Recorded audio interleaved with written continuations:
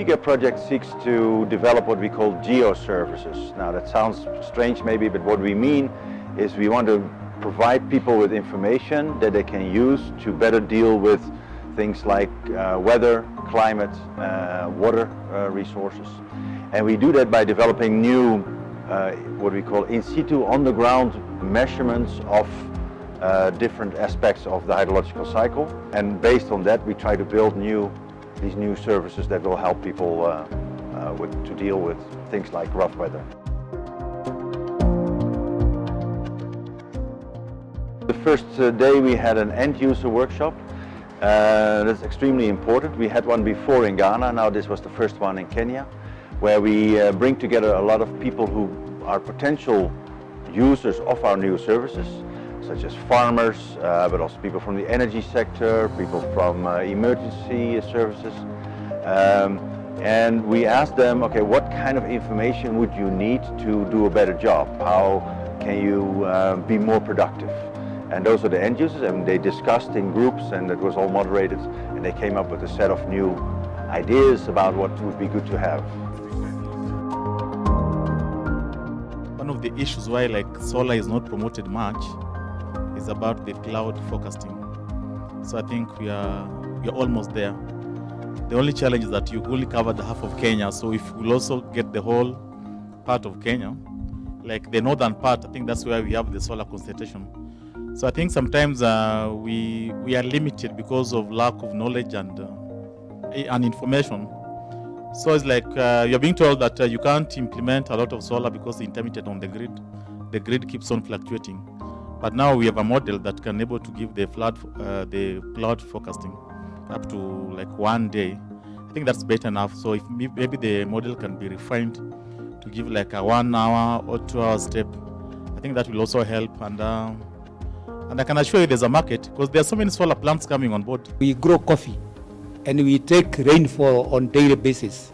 In the Rongai, where we have been taking climate information, that's rainfall and temperature for 24 years.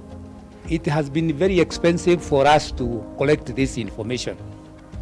The cheapest has been where we pay one who collects rainfall data on every day. We pay that shillings per rain day that data is collected, so that this person can be collecting on a daily basis, and we can check with the other meter rain gauges we have around. So I think the technology I've seen here can improve our efficiency and probably improve our bottom line. Through the TWIGA project, the Kenya Meteorological Department has been able to establish the end-user specific needs, perceptions and requirements for weather information in Narok County, which is the project's test bed. To this end, we have identified agriculture, disaster and tourism sectors as important value chains that require improved climate services.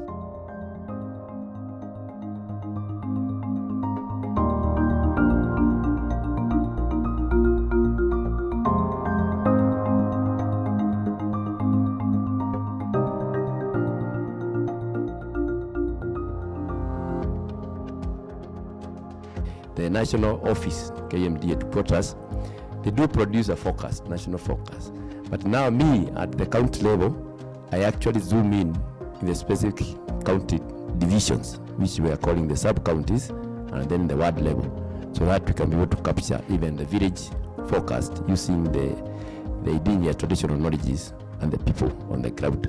We're working with test users in Ghana at the moment to provide data on the crops of their plots, which we will then use in crop models to sort of model the crop on the plot of the farmer. So, for example, to provide updated harvest dates throughout the season or updated yields.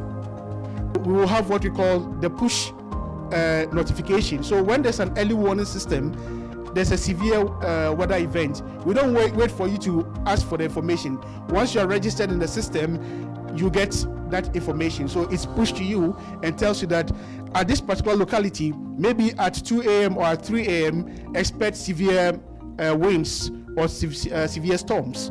Then at least you prepare for it. The other one is a pool. So for example, I'm a farmer in Narok and I just want to know what the weather is going to be tomorrow so that I can decide to apply fertilizer or I can decide to spray or not. Because if I spray and it rains, then it washes everything away. So I would have lost the insecticides that I've used or my fertilizer that I have applied.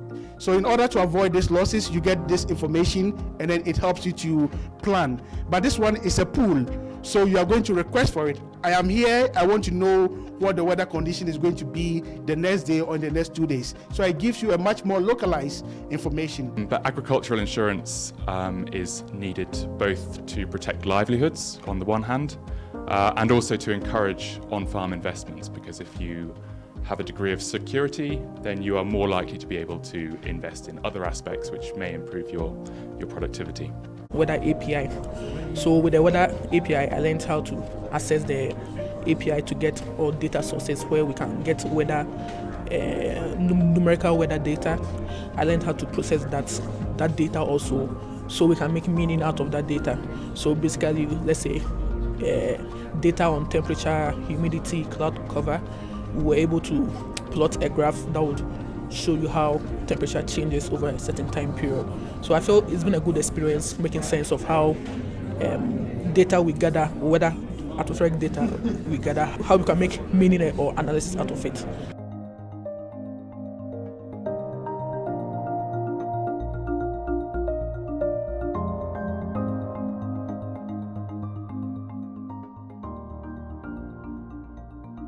Within the group on Earth observations, TWIGA is part of the GeoGLOS initiative, and GeoGLOS is aiming to stimulate global water sustainability. Of course, TWIGA is doing other things as well, but this is where we find our place in the framework of the group on Earth observations. Apart from that, this group has regular gatherings where we exchange experiences, and what is really interesting in TWIGA, because it's about in situ observations and in situ observations in Africa, is that when you do the Earth observation, it's not only what you can see with the satellites, but it is also what you can see on the ground.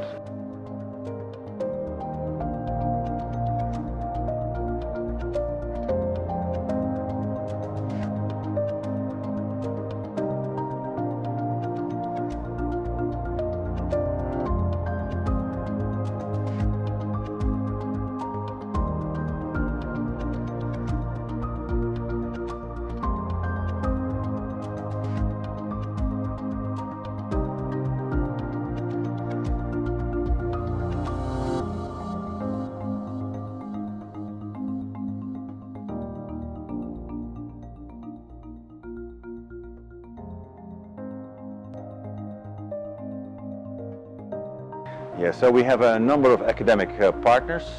In Europe we have Imperial College, we have Politecnico di Milano, and we have Delft University of Technology, that's my university.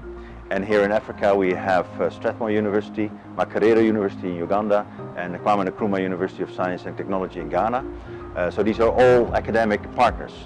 And you know, the nice thing about the university is you have brilliant students who are eager to learn and also want to make things. They're all a bit engineering schools, so they want to help build things that are then being used.